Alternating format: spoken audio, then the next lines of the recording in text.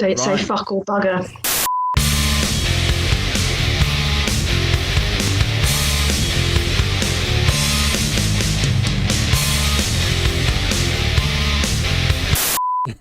Ladies and gentlemen, we are indeed live. Due to what I can only assume is a series of incredibly unfortunate events, you have landed here with me at 7:30 on a Friday night, joining me for episode 20 of Thompsin and Other Disappointments. And my guest this week, joining me here in the belly of the beast of metropolitan elitism, in the, I don't know, green fields of Hampshire is where I am. It looks lovely. Thank you. Yeah. Joining me this week is my guest, Super Tanskii. Tan, how are you doing? Very well, thank you. Well, as well as I can be in the depths of hell. Yes. Yeah. England. it's not a great time, is it, in England? I feel like I want to say in Britain, but it is really English problems. Yeah. Yeah, it is. Scotland seem to have their act together, or at least they're getting there. Wales are doing pretty well. Yeah. Northern Ireland, I try to keep out of Northern Ireland because I don't know enough about it, but yeah, it's England that's having the problems. We're riddled with fascism.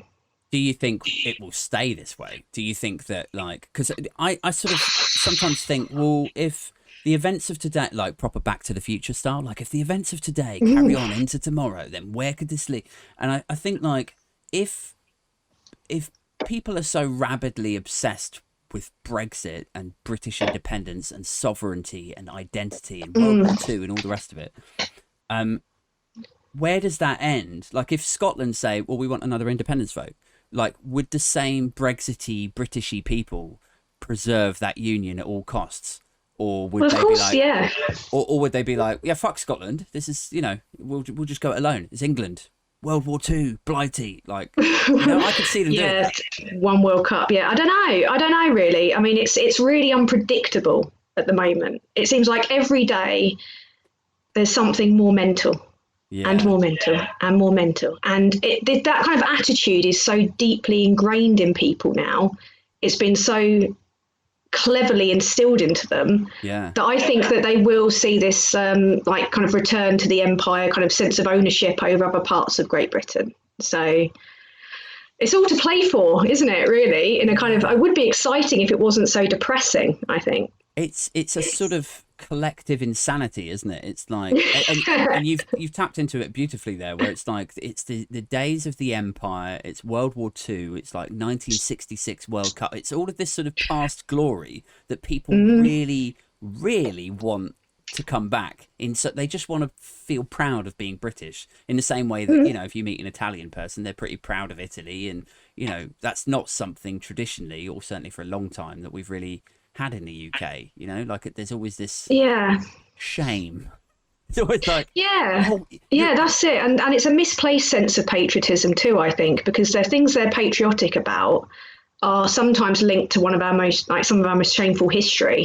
Like the things I'm proud about the UK for are things like tolerance, decency, humour, you know, that kind of thing. And that's being eroded by just a descent into xenophobia, into racism, into protecting the days of the empire when it wasn't a country to be as proud of. And when you look back through history, trying to preserve that history is shameful. And that's what they're kind of trying to do at the moment, really, isn't it? With boarding off statues You're right, and such. It's interesting that the pride of Britain and Britishness seems to stem, in the populist sense, from more negative, like meaner places. Like, why is that? Like, why not be proud of, like, when you're waving your flag around and, you know, claiming like Britain's the greatest country ever, I'm British till I die. Like, why are you not waving a flag for the NHS, or like, why are you not waving a flag about British humour, like you said? Like, why is it always like, we used to run the fucking world? Like, I think it's a sense of entitlement and ownership, because the country has dipped in and completely stolen from other cultures and other countries. They have a sense of wanting to own, as opposed to, I guess, cultivating something to be proud of. That's the way I kind of see it. But I wish I knew the answer, because then I could do something. Well, I don't really have a theory on why it's the meanest stuff, but I've got a theory on why people are way more like rabidly obsessed with Britishness now. And I think it sort of goes back to, weirdly, like to kind of home ownership. I feel like when you land, and like protecting your land, your castle, that kind of thing. It's a bit that, but it's also more sort of anthropological. I think if you get yourself a job and a mortgage and you've got a stake in your your county or your town or whatever, and really what you're thinking about is, I want to get out of debt, I want to pay off my mortgage, and I want to make sure that my bills are paid every month to try and make that happen. If that's cover your bases, if that's what you're thinking about, my family, my mortgage, pay my bills, you probably don't give a fuck about what some Faragian cunt on TV is saying, right? But if you take that excellent away, use of the C-bomb, it's quite early in the show to drop that one, but. I was going to say, you're swearing more than me. It's brilliant, and that's my trademark. I think that is true to some extent. Yeah, it's kind of that stems back to the whole "I'm all right, Jack" mentality, doesn't it? It's like, me and my family are okay, so therefore, if those people aren't doing as well, they need to try harder. When there's actually no meritocracy anymore. There's never really been a true sense of meritocracy, and and then you've got like, I guess, people identifying bizarrely more with people that epitomise the work of the ruling classes as opposed to their own. And it stems back, that lack of community as well, because in a community it was like it takes a village to raise a child and such. But that's gone, and that was smashed out by Margaret Thatcher, and it's just got worse and worse and worse since. We've had 3 terms of Blair, but then it's just been wall-to-wall Tory, isn't it? Yeah. Which sort of brings us on to one of the pillars that we were going to touch on tonight. So, in actual fact, let's park that endless nightmare of Torydom for 1 second, and we'll just focus on the week that we've just had, right? So, early part of the week, the Indian variant was in the headlines because it was now clear to the ruling class that. Despite having been warned by every expert across the world, seemingly, that if you don't control your borders, if you don't sort out quarantine, if you don't have a functioning test, track and trace system, if you don't take this seriously, this is a variant that is going to get out of control, and it's super transmissive, and it's contagious and all the rest of it. So basically, please, ruling class, can you put India onto the red list? And in that dithering and delay and fucking about, we now have the output at the earlier part of this week where seemingly they're not ruling out, firstly, a pausing of relaxation of measures, and secondly, a possible lockdown with the third wave whenever that happens, right?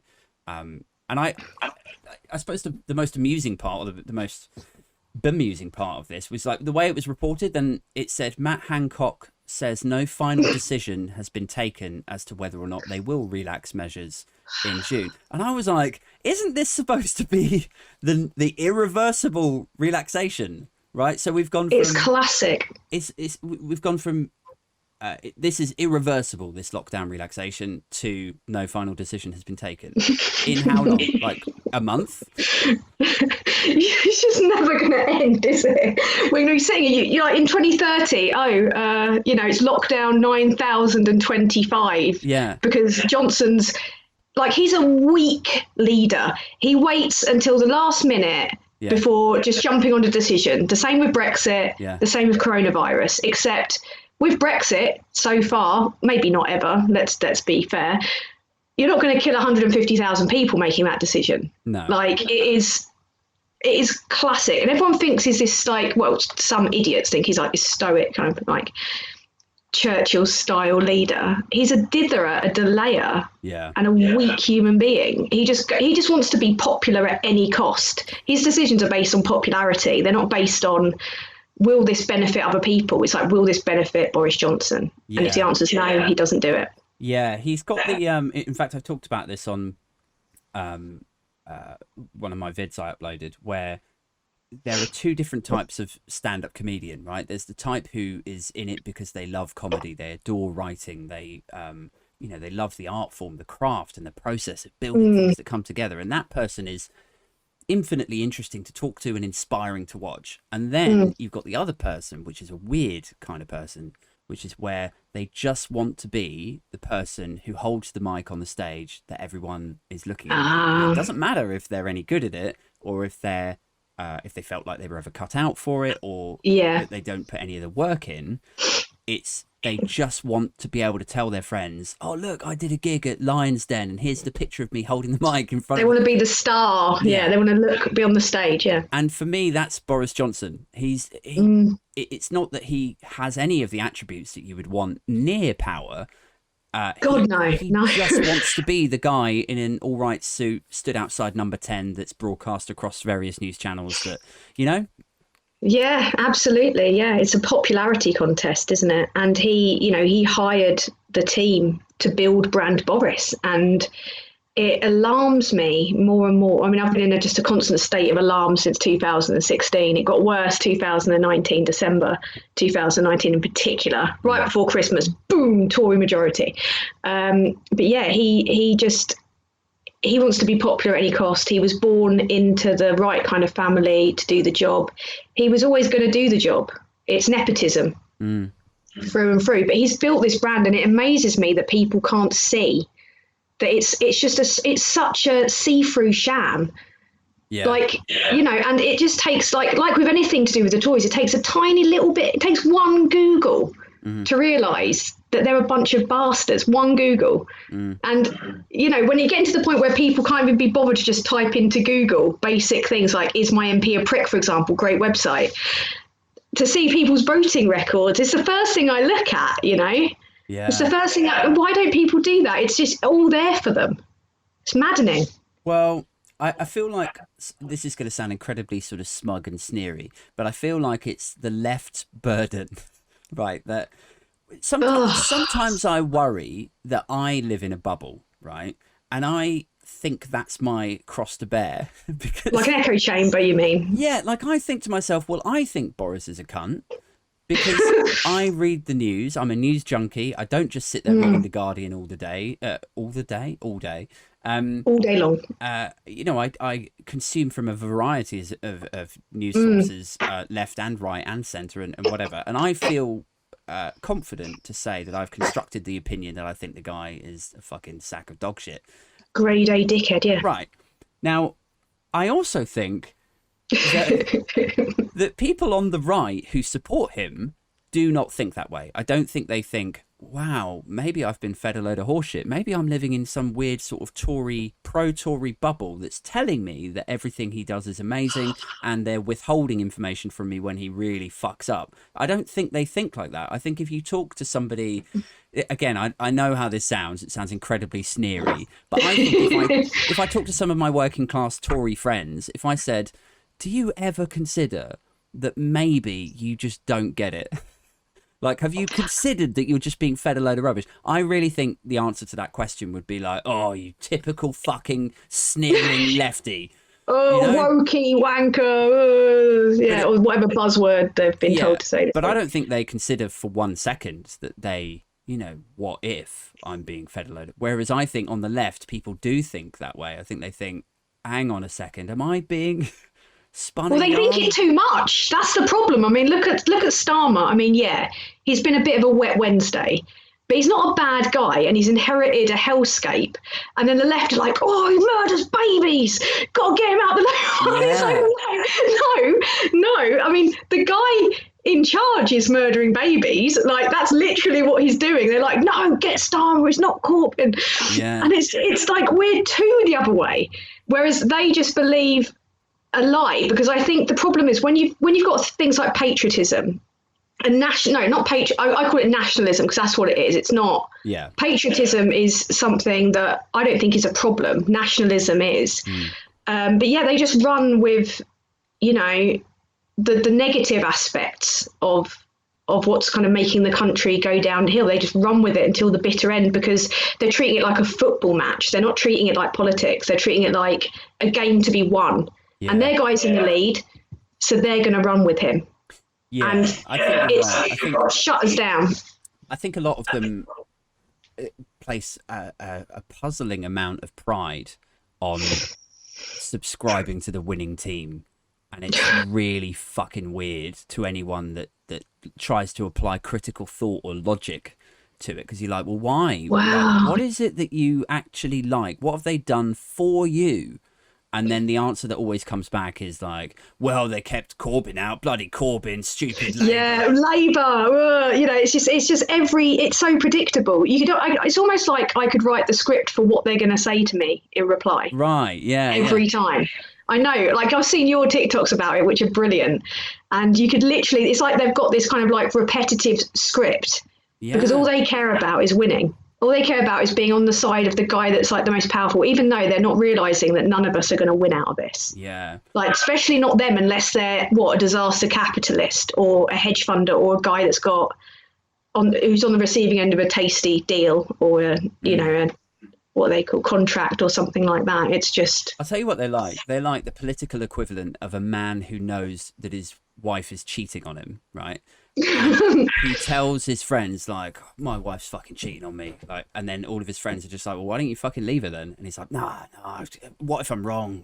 Maybe not, but then when it does transpire that she's been fucking, like, 3 guys behind his back, then he places more pride on the fact that he was right than the shame of having made a bad decision. Do you know what I mean? It's like, well, I saw this coming a mile off. Well, did you? Why didn't you fucking do anything? Because they link it to their identity as well. This is the thing. If you've got, like, that's what I was trying to say earlier before I lost my thread. With nationalism, that's the part of their identity. That's what they like.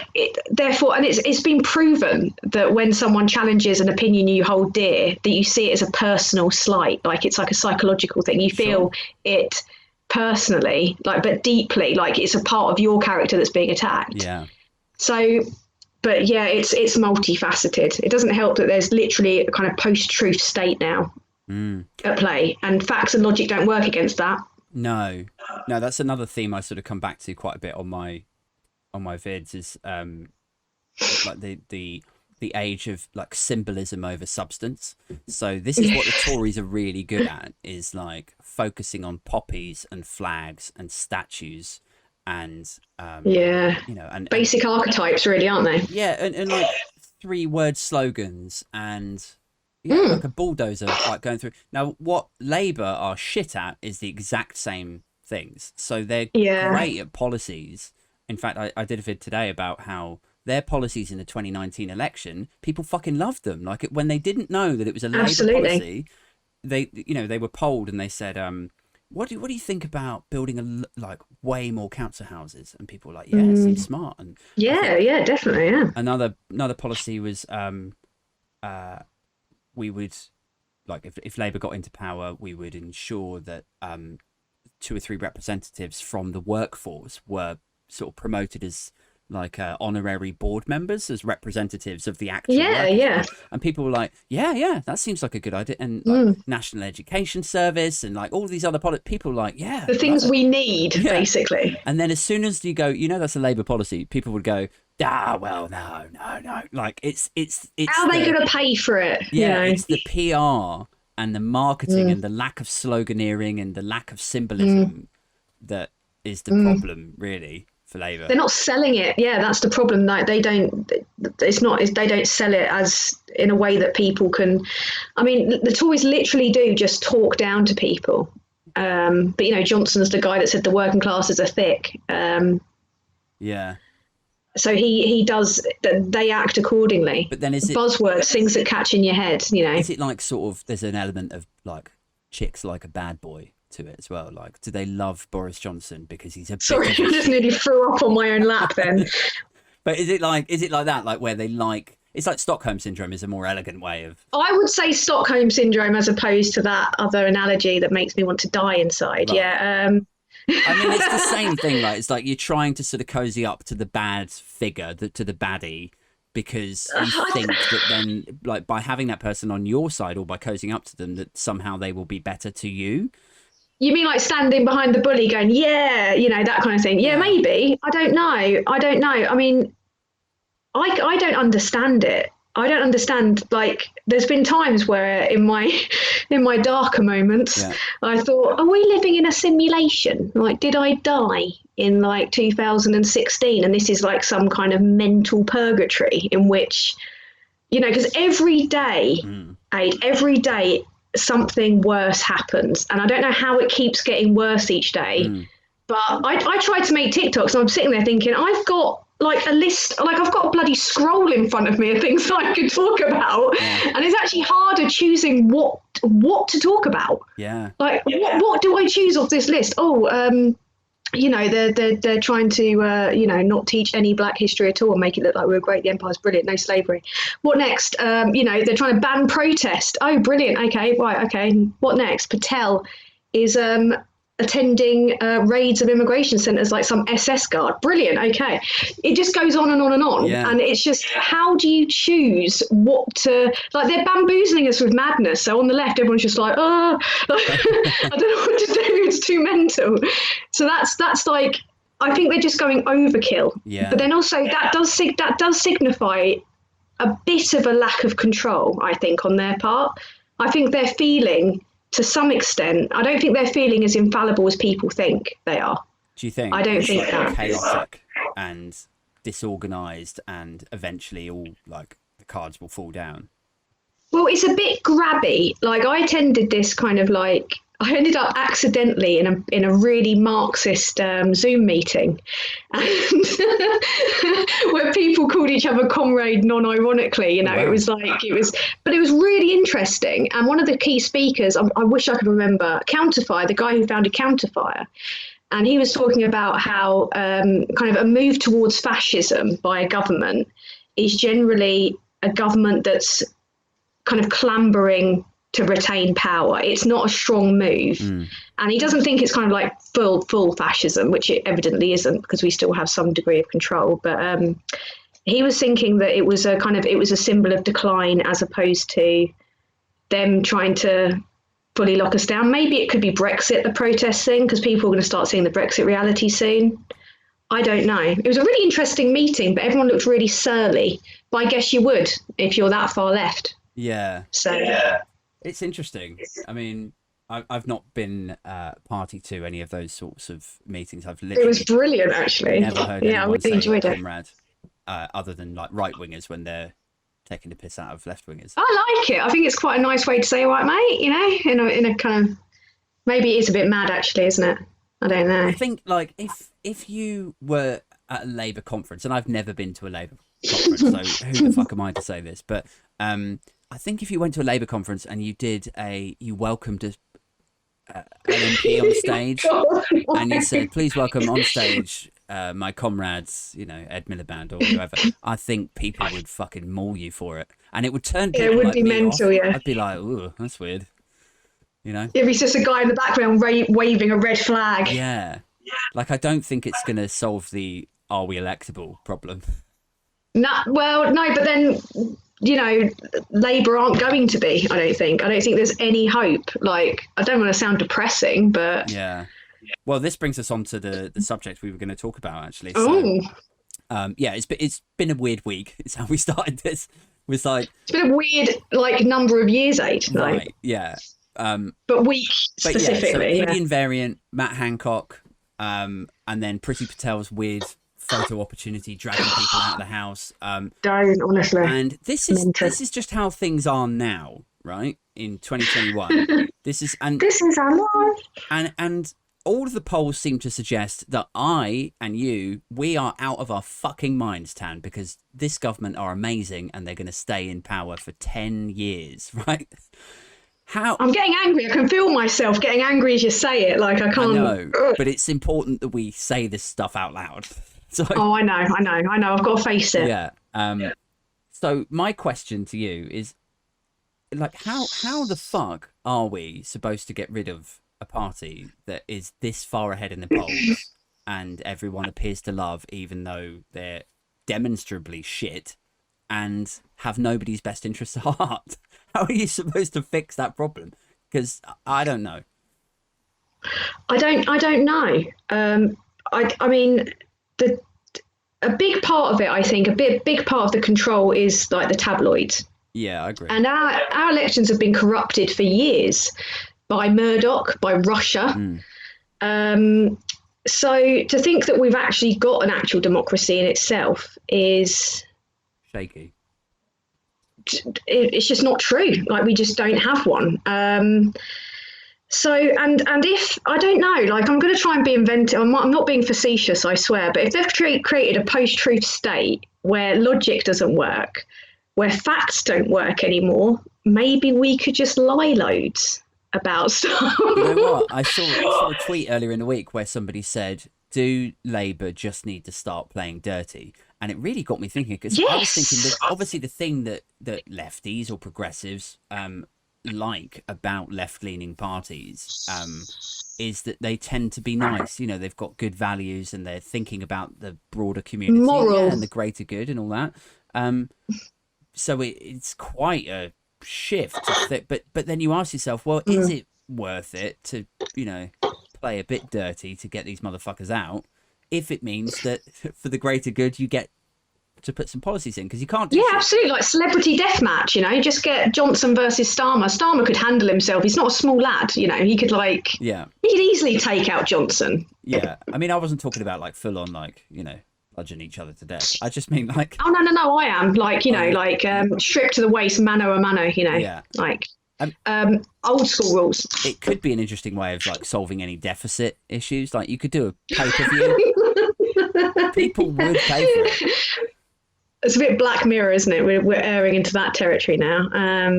Just put them both in a room with a pig and see who wins. I don't know. But I don't actually know. Like, I've made a little note as I showed you earlier on, and literally next to this, I've just put fuck knows on my pad, like, because I genuinely, I don't know. If 150,000 people being killed by the government hasn't done it, if, you know, just no accountability yet. I mean, well, no, that's irrelevant to this.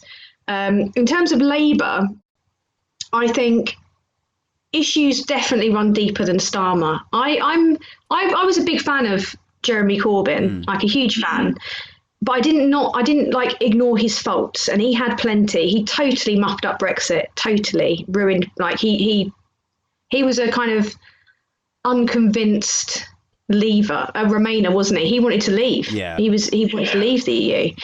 And when you've got to the point where you're seeing Labour revelling in the gains that the Tories have made in council elections, and you've got them tribal to the point where they would see the party sink, then you're just like, well, if that's going on in Labour and that's the opposition, what the hell do we do? Like, I'm Princess Diana me, let's face it. Like, she's got it, quick, get her. I think I'm with you in terms of like the factionalism within Labour. That seems to be something that the Tories actually handled quite well. Like, when it was their turn around the sort of, you know, the UKIP era, and UKIP were, but I think at its peak there was talk of about 15 or 17 Tory MPs defecting to UKIP unless Cameron started making movements that looked a little bit more UKIPified, right? So they started to become like Blue Kip at that point, and that's how he saved his bacon. But part of that was that he committed to a referendum, and, you know, a few years later, here we are. But when it's Labour's turn to address the factionalism within, they seem to operate in a sort of tunnel vision. Whoever the leader is surrounded by sycophants, and whether it's Corbyn or Starmer or whoever, they just seem to bulldoze ahead with their vision. They don't seem to make much of an attempt to unite the rest of the party. And it's the sign of a sort of, it's truly weak leadership in both of them. And I was like you, you know, I didn't think Corbyn was perfect. I thought he had some nice ideas. I thought he's probably a good bloke. His heart's probably in the right place. But I always said, and will continue to say, that he was a shit leader. He'd failed to unite his party. He wasn't particularly great at PMQs. He didn't sell. He was stubborn as hell. He didn't put forward a clear case on Brexit. He came across as disingenuous, and he fucked up two general elections. So this idea that he was this perfect leader, or we really fucked up by getting rid of him and putting Starmer in, is fantasy. And now, similarly with Starmer, I like him. I think he's all right. I think he's, what's the cliche for, like, forensic with the detail. I think he's pretty good in PhD. He's smart, sharp. But he's not a. Do you know what he doesn't have? He doesn't have what we were talking about earlier with policies and being a salesman and selling it to the electorate. He doesn't have. Agree 100%. He's not a salesman. He's the guy you actually want as foreign secretary next to the leader. Agreed. Yeah. Absolutely. Yeah, I was saying something very similar to this to a friend the other day. Like, absolutely agree with that. But at the same time, I mean, he's a decent guy. I mean, when you've got a human rights lawyer up against the most morally bankrupt person in the world. Yeah. And they're still not winning. Yeah. It's a lot of it's, I think, to do with, I mean, as we were talking about earlier on, I think it's the lack of accountability in the press. It is shocking. I was watching the thick of it again for like the millionth time about a couple of weeks ago, and they were talking about how if you don't say anything, you create a vacuum of speculation. Everything just gets sucked into the vacuum. This story's going to blow this, and I remember I was thinking, what the people in government are being held accountable, and it just felt like creepy. This was only about 10 years ago, and to see both sides getting decimated by the press to some extent, it was just alien. Yeah. Because that does not happen anymore. You've not got that happening, and when that doesn't happen, and the people aren't seeing the reality of things, that's when it gets frightening. You've got kind of Stefanovic's video that's got 12 million views, 60 million, 12 million views. Yeah, I thought it was bigger than that for some reason. You've got Peter Oborne, the guy who wrote The Assault on Truth, releasing books that he is giving to the Speaker of the House about proving that Johnson's lied. You've got all of this happening, and you've got the Tories not even correcting people when they say they voted against Labour in the council elections because Labour have ruined the hospitals and the prison. And it's just like, they've got no fucking power, Kevin. Like, they've got no power. And it's just, it's frightening. Like, I can't watch the news now. I try to avoid the news. I watch a bit of Channel 4 news here and there, or I'll listen to LBC and things like that, and I'll listen to the headlines. But it's got disturbing now. And so I don't think a lot of people are seeing the big part of it, like just how bad it is. And that is terrifying. And they're not going to educate people in schools because it's not in their interest for people to be politically aware, is it? Yeah. So it's the same as, like, they'll never teach kids in schools critical thinking. Well, no, absolutely. You learn that at uni. I think if you go for a good uni, you learn that, don't you? You have to for essays and such. Yeah, but... and they'll never teach kids about real, like, financial investment either. Because if they did that, credit pays, I mean, what would happen? Like, they need a select number. Well, they need most people to go ahead and not really know what the fuck they're doing financially. Yeah, because that's that. The borrowing keeps it's a circle of cunts, as I say. Yeah, but like, and also, like, just sort of going back to what you were saying about the newspapers. This is where I get really like what's the word? Fatalistic, nihilistic. I sort of get into this headspace where I'm like, okay, well, look, for Labour to get into power, I believe they would need the support of the Sun again, right? Not because loads of people read the Sun, but because the way that British media works is every single morning news show will go through what the papers say, and the headlines of all those papers then inform and set the tone for news for the rest of the day. So like, all of the news stations will pick up and carry those things forward, and then try to get, like, vox pops about what do you think about it. So it really does matter, like, even though comparatively few people actually read a copy of The Sun versus how many people watch BBC News or how many people watch Sky News.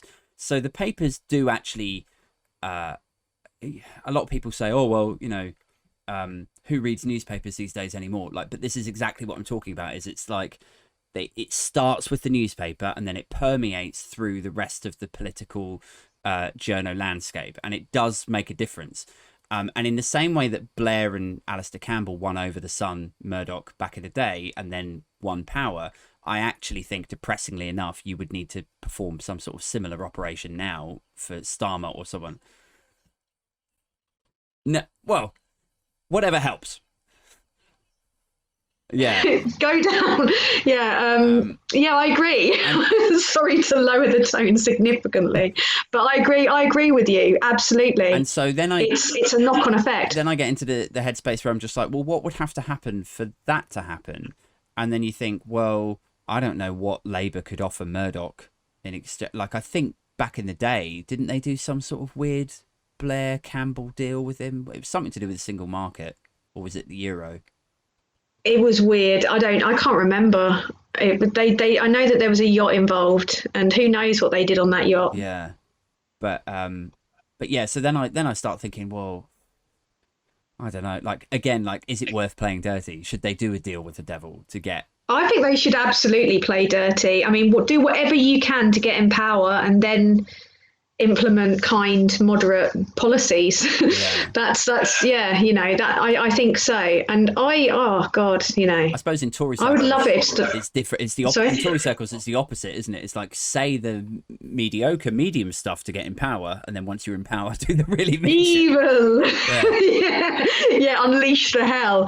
Yeah, no, I completely agree. Yeah, it's the Tories are the equivalent of driving all like nice and slow and pretending you're a good driver when a copper's behind you, isn't it? And then once they go off, then you start like, kicking off. But I don't.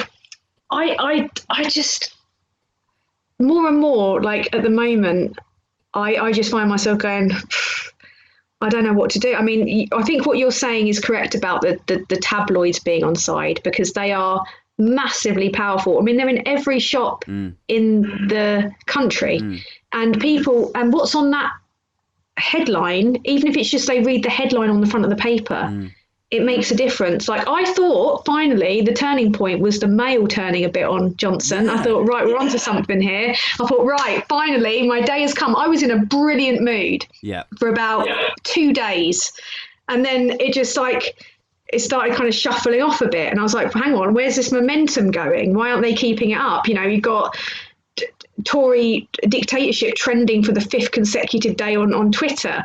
You've got all this happening here.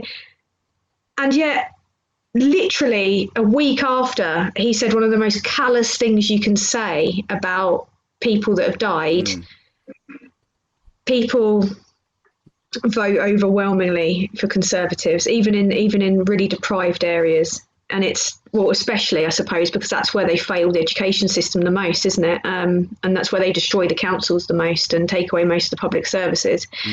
And it's just, what could it take? I mean, I think it could get to a point where he could do a poo on a homeless person on camera. And they would blame the homeless person for being in the path of his poo. Like, I think that's literally what it would come to. I think you're being like too generous there. I actually think people at this point, the people that come into the comments section have convinced me that actually people are a lot meaner and nastier. And so if they saw Johnson shitting on a homeless person, I think they would all look at each other and they'd go like, oh, well, we've all wanted to do it, really, haven't we? Yeah, you're probably, I mean, the pandemic made me realise just how thick people are, sadly, like en masse. I mean, I'm not talking about any particular class of people. I'm talking just across the board, pretty dense. I mean, I've seen like shocking displays of apathy. And I never really imagined a pandemic happening.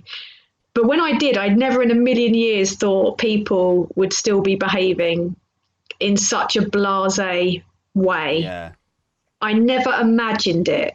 I never imagined that people would be just so laissez-faire. Even as the bodies did pile up, I didn't imagine that would happen, and let alone that they would, continue to vote for the party that's acted with disgusting amounts of neglect and lack of concern. And it sort of goes back to the nationalism and that sort of stuff, because what you would say to them, if they were even open to a logical conversation about it, you would say, well, it didn't have to be like this. There's other countries who have handled this infinitely better. And if you look at New Zealand, also an island, they took the right approach, and basically they've got through the pandemic fairly untouched. Like they've had a couple of scares here and there, but they're in festivals now. My friend in New Zealand's like sending me pictures from festivals. I'm like, ugh. But like, if you had that conversation with that kind of person, they would not, they wouldn't be willing to look at it like an equation of like, well, New Zealand, Britain. Like they would see it as like, well, fuck New Zealand, we're Britain, we do our own thing. Like it's not even in the same periphery for them. They're just like, we're Britain. Boris is doing his best. You lefties are just fucking like, you just pick apart anything. You're just looking to point score. It's so weird. It's like, can we just have exhausting, a conversation about this? Can we actually apply some sort of logic and reason to what we're talking? No, fuck, flag, poppy, let me fuck my statue. Yeah, it doesn't happen, does it? It doesn't happen. Yeah. No, they just throw a football at you and run away. Like it's every single. Yeah. But no, it's depressing. The division since 2016 and in the lead up to 2016 it's not like I've known in my life in this country. I've not known it to be this bad. It's weird. Do you think it would be this divided if the referendum had gone the other way? Or is that the genesis of it? No, I think they would have probably, like, the Mail would have moved on to something else to spiel. Yeah. Like it'd spiel a whole lot more lies about something else and then print like a tiny little retraction in the back of the page like a couple of weeks later. Because that's what they do, isn't it? They're just architects of chaos and outrage, and well, essentially they just say what the Tories tell them to, don't they? Typically, yeah, them and the I think political editor of the Sun, I think, is super cozy with Johnson. So I always refer to them as the STEM newspapers: the Sun, Telegraph, Express, Mail, and I like you. I like you. I like you too, eh? Like you. I was quite pleased, quite refreshed to see the Mail start giving him a bit of a kicking, because there's this old. It was brilliant. Saying that once you lose the Mail in Tory world, then your number's up. Exactly. That's why I had a bit of hope. Yeah. That's why I was like, come on, it's the beginning of the end now. People are starting to wake up. Yeah. But no. I mean, if it got worse, if porn mags was still really a thing, if I was the kind of guy that was buying porn mags and I went to the garage that day and there was the choice between Escort magazine or the Mail trashing Boris, I probably would have just taken the Mail bashing Boris and just, it was that pleasing to me. Oh, yeah, I was tempted to buy it, except I would sooner, I don't know. There's lots of things I'd sooner do than buy the Daily Mail, without a doubt. Sure. So, okay, here's my last question for you. Oh, God. So if we look at the state of the UK now, right? So I'm going to say, I feel confident at this stage that we're on the verge of another Scottish referendum. I think that'll probably happen now. Big up themselves, yeah, good on them. We've got serious problems arising in Northern Ireland, of which I know very little, so let's not. No, me too. I'm like, I don't know enough about that. Yeah. But the union itself appears to be more and more fragile. So we've got that. We've also got these sort of traits of authoritarianism and weirdness to our government, where it's getting, I would say, more and more right wing with the months that pass. It's excessively right wing. Yeah. So if these sort of traits of 1984-esque kind of authoritarian, like we're not fully there yet, but there's whispers of it, and it feels uncomfortable to people like it's all coming a bit true. Yeah, it's a bit like a J.G. Ballard novel. Yeah, right. So if that's where we are now in 2021, like how, and there's no reasonable expectation that the Tories are going to get kicked out. We've covered that. Like, how bad do you think this could get by, like, let's say 2030, 2031? So 10 years from now, how bad is Britain going to be? Like, should we just fuck off? Are you doing? Yeah, are you gonna do it on a scale of 1 to 10? Like, fuck. I don't know. I'd say fuck most likely, because I don't think we're gonna get a Labour government in. I think, and I don't know. It feels a bit Trumpy. What tipped the balance with Trump? It was, I think, the thing that tipped the balance with Trump were people of colour joining together with all the other communities that are facing persecution under that government and joining forces, the LGBTQIA plus community, the trans community, the people of colour, all the disenfranchised people that had suffered, got together. And I think that's something that we could do with in Labour, except people are just infighting and tearing themselves apart. So it's very hard to have hope when you're in the midst of it. Look at the year we've had. Yeah. We've had a deadly pandemic, horribly mishandled.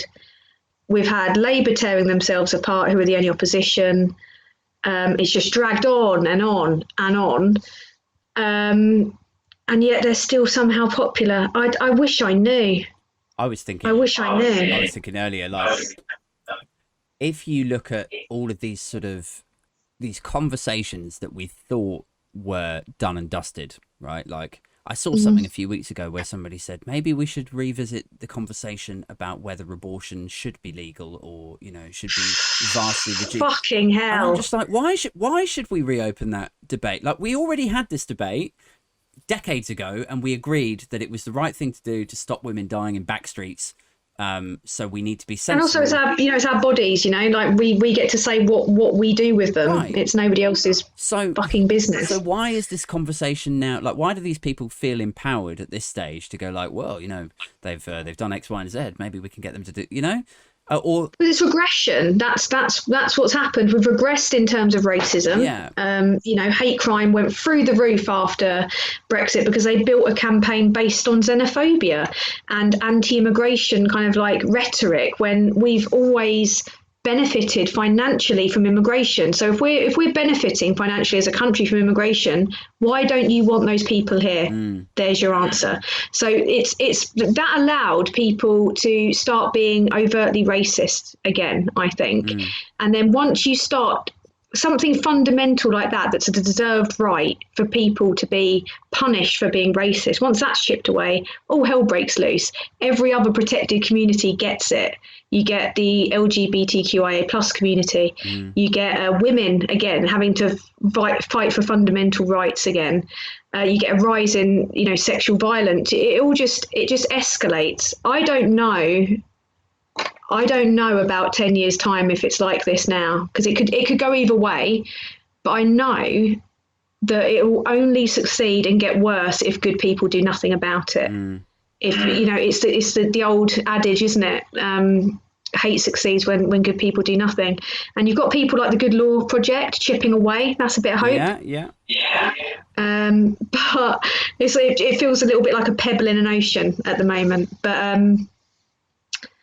I don't know. I want to say something really interesting, like, it'll be like North Korea and we'll have like big Johnson posters everywhere and we'll have like mass weepings. Yeah.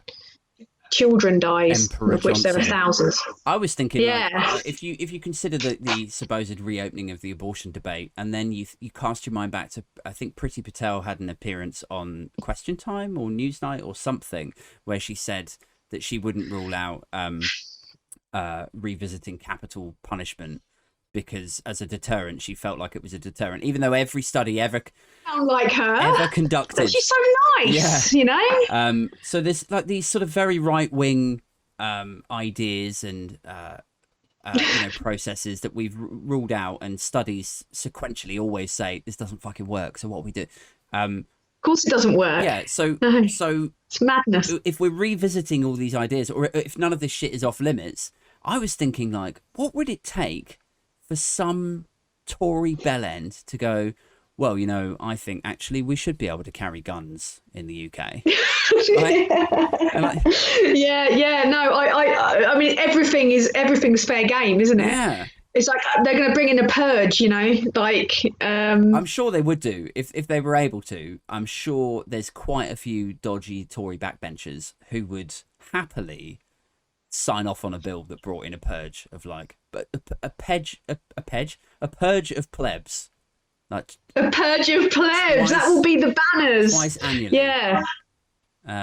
Yeah, what they'll do is they'll get big tannoys set up with the Land of Hope and Glory playing, old school rules, tabled legs, Yeah. bats, whatever you can find around the house, forks. Yeah. And even then, when these people's, like these flag waving cretins, even when their own like mother or sister or like son is slaughtered in the street by like some Tory backbencher or whatever, still then they'll be like, yeah, well, can't vote Labour though, can I? Like, it was an honourable death. What are you talking about? He died for his country. He died for his country. Oh my God. I mean, we laugh, but I think 10 years. 10 years. It's not impossible, Yeah, give or take. It's not impossible. I mean, the government are literally, putting out dog whistles to the far right. You've got, as I said, Patel, like a fucking SS guard watching over the deportation of people in this mad black jacket. She's doing that so that people, like, it's their way. It's in a way the Tories are playing her too. So they're going, oh, we're not racist. Look, this is it's fine. Yeah. Whilst at the same time appealing to all the far right head cases. Yeah. It's mad. I thought that was photoshopped. Yeah. That picture of her. I thought that it's hard to be shocked at the moment or nowadays, but I thought that can't be real. Yeah, I thought, like, when I when I saw it, I thought, why is she why have they decked her out in basically a military kind of vest? And I imagined this conversation happening between her and like her, subordinates or whatever, like where she's like, yeah, can you get me a military vest with my name on it, like, or Home Secretary on it? And they were like, well, everyone's gonna fucking know it's you. And she's gonna be like, no, I need it to say Home Sec. And they'd be like, you're in the fucking newspaper every other day, people know who you are. And she's like, yeah, I know, but I want it in big like military letters. Like, it's just so fucking weird and ego. It's really weird. It's chilling. Like, it put kind of a cold feeling through me when I saw it. I thought that is mental. Yeah. But if they try and outlaw protest, they're going to have a big problem. I think. I'd like to think the British will eventually go fully French. And kick off like water cannons and. Well, I'll go commit some civil disobedience in London over the summer once I'm fully vaccinated. Yeah.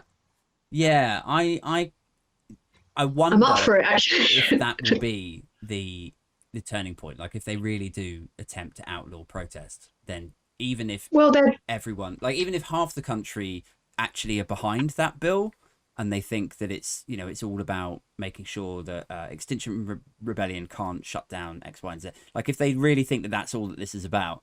But that's the whole point of protest. I mean, it's just mental. That's why people protest, to affect change. And they're like, oh, you can't be loud or annoying. What does that mean? What does annoying mean? Yeah. It's just too subjective, and it's also horribly vague.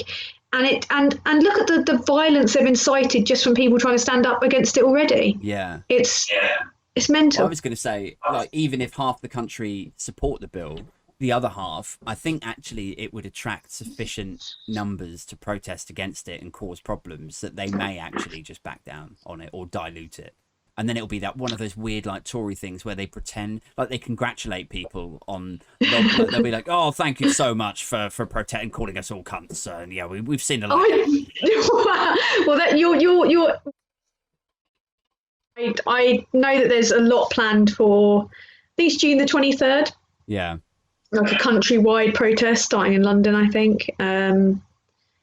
Which I think it's a Wednesday. It's a bit annoying for me, someone who lives in the outskirts, to get into London. But yeah, it's a bit of a first world problem, isn't it, really? But yeah, you'll manage it for the good of your country. I'll manage it. Huh? For the good of your country, you can manage it, I'm sure. Well, yeah, I mean, what are they Well, it'd help if they really kind of nationalise the trains, but that's another matter. Do you think Priti Patel?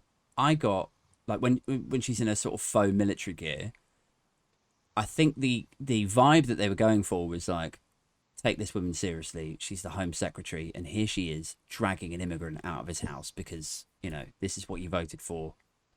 Fear Priti Patel. But the vibe I got was like, do you remember those old like promo videos of Michael Jackson when he was like wearing the military shit? He's like, she's bad. Yeah, right. Like, you know it. In his yeah. like faux military, like running Really, along really with like bad. troops and shit, and you're supposed to think, yeah, Michael, yeah, he's my guy or something. I don't know what that was all about. he's my guy. I don't know why. He's the man, like, man. Yeah. Why was he in military shit? Why is she? Yeah. I think it's a racist dog whistle. I think she's being used to uphold racism as a woman of color, and I think she's happy to go along with it because she's a sociopath. I think she'll do whatever it takes to get ahead. She is, if nothing else, like almost admirable in the fact that she's so merciless. I don't know, but did you see that? I mean, that Frankie Boyle tweet where he said she was she's the sort of person who would unplug your life support machine to charge her phone. Absolutely, yeah. She's got kind of, she gives me Myra Hindley vibes, I have to admit. Like I do get, you know, slight Hindley vibes off her. Yeah, I mean, I feel like I studied psychoanalysis and psychotherapy. Oh, cool! Did you? Not for long. I did it for about that's interesting. 10 months. Yeah, I kind of wish I'd stuck with it, to be honest, because I am genuinely. I'm thinking about going back to study it from masters. Oh, really? Yeah, it's fascinating. And I wish I'd sort of persevered with it, but I feel reasonably confident looking at the way that she interacts with people and the famously like the lack of empathy, and like what always strikes me about sort of not always Tory MPs. I'm sure there are some Labour sociopaths also, but with it seems to be with Tory MPs, they never actually have any friends. Like you never see them actually socialising or appearing warm with other. You know, like. Well, no, I mean, that is the job, isn't it? Their colleagues essentially are, well, they're not even friends, are they? Everyone's watching their back, yeah. Like there's never a Tory MP or two that are in cabinet who you see who are like, you know, sort of thick as thieves. Whereas I think you would get... Yeah, you're right, like mates, yeah. And I think that's the bugbear for me is like, when people act the fool, when people act up or act a bit cunty in your circle of friends, say, usually they've got a couple of like guy mates or girl mates who'll tap them on the shoulder and go like, listen, Aid, I know it seemed funny at the time, but actually shitting on the Princess Diana memorial fountain, probably not on, mate. Like maybe... Not cool, yeah. Back off. Like, have a think next time, yeah? Like, yeah. But there's, I think when you remove that quality control layer of mates that will check you, you know, I think it allows you then to be extra cunty or extra sociopath. I think you're right. Plus, it's dog eat dog, isn't it? In politics, as well, we know. I mean, it's like you're watching your back, you're moving, you're doing what you can to get ahead at all costs, really. Yeah. So I think you have to be made to a certain extent that way to succeed. Yeah. In politics, like everyone has to have done something a little bit dodgy, I think, to get where they're going. Yeah. Or they had to have like crapped on someone to get where they're going. So, but yeah, you're right. Like a friend would probably reel you in a bit. They'd say, hang on, pretty. That's mad. That sounds creepy. Like, hang on, pretty. Hang on, pretty. Don't wear the jacket, love. You look like a nutter. No, but I don't know. I don't know. I don't know why she is how she is. I just get textbook. Having known a few in my life, now I know what narcissists are. I'd say she's definitely got a bit of an American Psycho vibe about her, without a doubt. Chilling. But also maybe it could be a little bit of internalized misogyny because you don't expect women to be that twatty. I don't know. This is another, it's hard. This is another bugbear of mine, and I hope I can articulate this sensitively in a way that doesn't get me fucking cancelled or like comment blocked. Right? Be careful, Aid. Be careful. Here comes the controversy. Right. Say it. I have a problem with the fact that every time there is a female leader of sorts, and we get told constantly that we need more women in this industry or more women in leadership roles, etc., etc. And I agree wholeheartedly with it. But it always seems like the women that go into these leadership roles, like your Cressida Dicks, Theresa Mays, Hillary Clintons, Priti Patels, it's never the women who actually exhibit the values and the attributes that you associate with women for the reason that you would want them in those roles, right? So the reason that we want more women in these roles is because guys fucking walk around swinging their dicks and everything's a pissing contest and they're obsessed with ego and getting ahead. We want more women in these roles because they're less obsessed with ego. There's no dick swinging. They're thinking about things, I would say, more logically and maturely, and it's less about getting ahead. It's more about what's best for the team or the country. So why is it that when we get these women in these roles, then there's this expectation that they should then like talk in the same tone as an angry, aggressive man? And like, you know, Hillary Clinton on debate stages is, you know, to be taken seriously in that role, she has to be aggressive and jacked up on testosterone almost. And the same was true with Theresa May. Like I want like female leaders like the Prime Minister of New Zealand, where, you know, she's a competent, measured, mature. She's a strong bitch, man. She's brilliant. She's amazing, an incredible woman on all levels.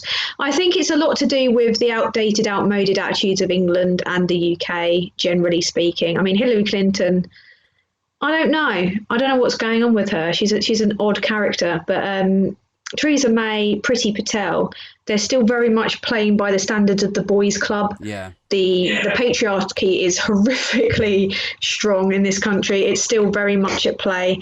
And I think that they're emulating that to be successful, because I think they have to.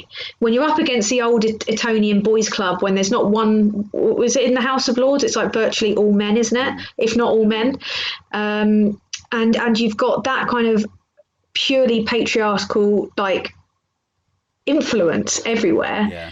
I think it's beat them, or, you know, you have to join them to beat them, or you have to become or emulate some of that. I think with Theresa May, I think she probably watched a few too many Thatcher documentaries personally. Priti Patel is pretty much a wild card. I mean, I've never known a politician, male or female, really, to be as mad as her.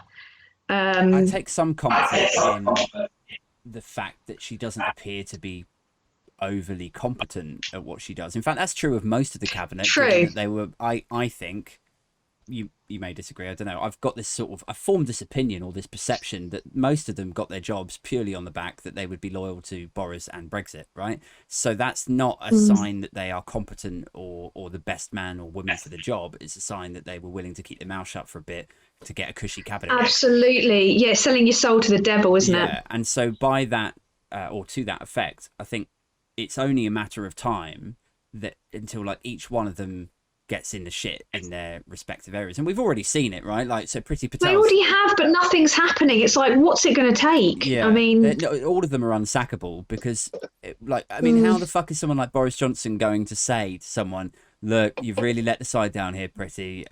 You were dishonest. You lost your rag. You didn't act in a very responsible way. She'd just be like, oh fucking really? Are you kidding? Yeah. Who are you? Yeah.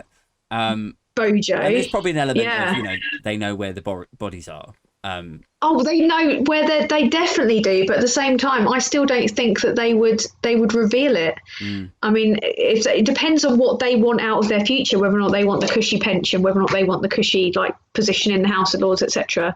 Whether or not they want to remain on the gravy train. I mean, I just think they're all morally bankrupt, and they're just after themselves essentially. I don't think any of them have our best interests at heart. No. At all. I used to get into this mind space where I'd be like, I think they all get into politics with good intentions and they genuinely want to make the world a better place. But the older I get and the more cynical I get, especially within Torydom, I think actually someone gives them a word in the ear and they say, have you thought about running for local government? And they go, I don't want to do that. And then they go, well, I don't know. I'll write down how this works.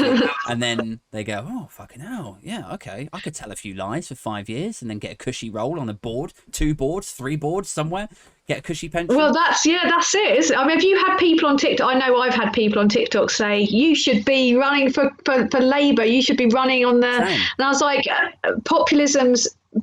I hate populism. Why the fuck would I do? I've got no qualifications in this role apart from, pure rage against the opposition. I mean, maybe that would be enough. Maybe I should do it. Well, maybe I should. I think don't ever underestimate the skill of being a communicator. So you can articulate complex concepts in a way that is consumable and makes sense to people on TikTok in 1 minute, right? So that's quite a good, strong skill to have, especially when you see some of these motherfuckers on Newsnight or, you know, God, yeah, they can't string a fucking sentence together, and you sat there find going, your words, you dickheads. Yeah, this absolutely. is your chance to make a fucking point, you bellend. I know.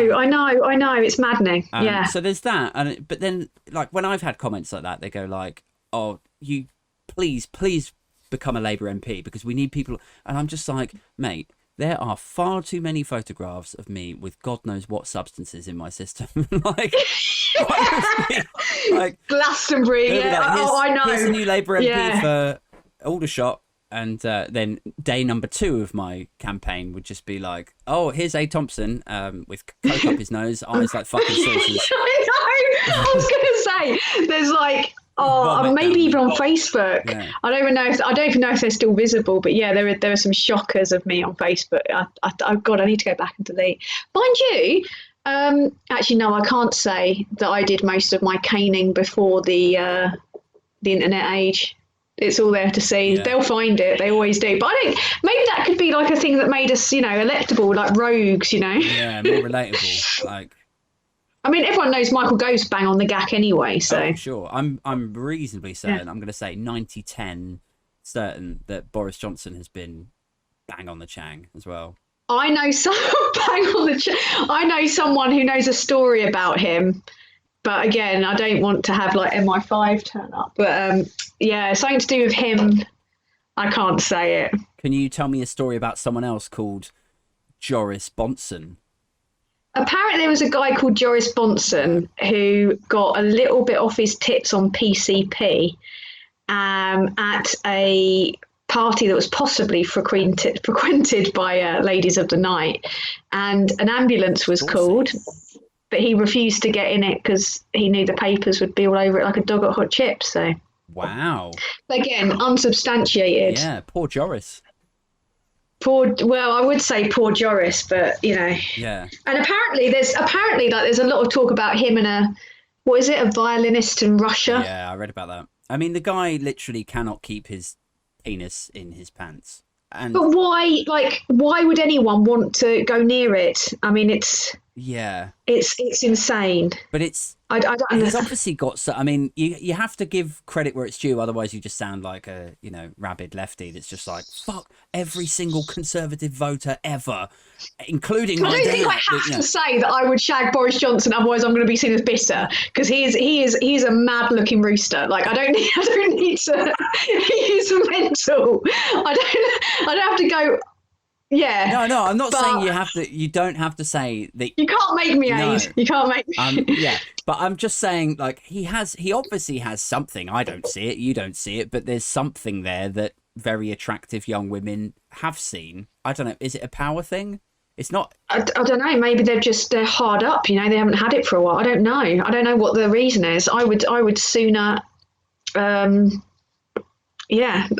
Close the door forever than go near him, without a doubt. What about, okay, gun to your head, you have to sleep with either Johnson or Gove. It's a rough night either way, but which would you go with? Johnson.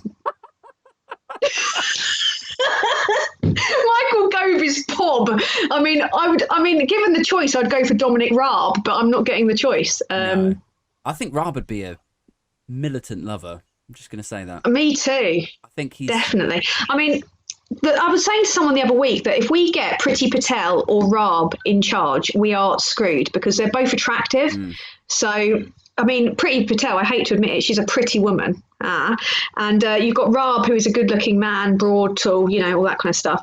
So people automatically always trust good-looking people. Like people tend, no, not automatically always, but they tend to psychologically trust attractive people, don't they? They want to be liked by, they want to be relate to attractive people. Yeah. So I think we would be even more screwed if either of them went for the leadership, without a doubt. Yeah, and I talk a lot in vids about the beer test as well. And if you get someone, what's that? That's where it's this idea that you would, the person that's going to win the election or the referendum or whatever is usually the person that you would imagine most people want to go for a beer with over the other person. So, Aye. like Biden over Trump, I would say fairly accurate. Obama over Mitt Romney, accurate. Theresa May v Corbyn, both insufferable. Hung Parliament. Oh, I'd rather go with Corbyn. Like, actually, was it hung Parliament with May and Corbyn? I think did she get a very modest majority? No, it was a hung Parliament. Was it? Oh, and she did the DUP deal, didn't she? Right. Yeah. Which is mad. So the theory stands, right? So those two, both insufferable. I would have a beer with Corbyn, but I would imagine I would enjoy my beer more than his company. Is that? I imagine he would give you a lecture on what the best type of beers are. Yeah. And he'd stick to the one that he likes, which is probably a stout. Yeah. And he would be really, really stubborn about sticking to, like, making sure that you tried this particular type of porter. Yeah. Or something, you know. Yeah. And he would have, like, because he's quite softly spoken when he's not pretending to be assertive. And I think he'd be one of these sort of nice grandpa, softly spoken guys where if you chose the wrong ale, he would kind of let you know that it was the wrong ale, but in a and it would haunt you for the rest of the day. You'd be like, I chose the wrong one. Yeah, you know? yeah. He'd say under his breath, like, what the fuck? Like when your actual grandpa used to go like, oh, I'm just disappointed. You know, like. Yeah, I'm not annoyed. Yeah. I'm just disappointed. Yeah, absolutely. You're really sad it would. Today, Aid. Like. Oh. Yeah, chilling, like almost chilling. Yeah. Whereas Theresa May would have like half a white wine spritzer and be all like, woo, like getting on the karaoke. I reckon actually you could not have a laugh with Theresa May. She's wound so tight. Yeah, she's famously just fucking dull, just a personality vacuum. Like people who used to work with her in cabinet and stuff had I'm going by what people say a source said, but people said a source said she's a wank. No, she's dull. There's no like morning Kathy, like how was your weekend? Like there's none of that. It's just fucking Maybot robot territory. You know? She is the Maybot, absolutely. But she was also happy to be complicit in some horrific like policies and legislation. I mean, look at Windrush. I mean, she was firmly. It's like friends of mine said, I feel really like when she was getting a mauling.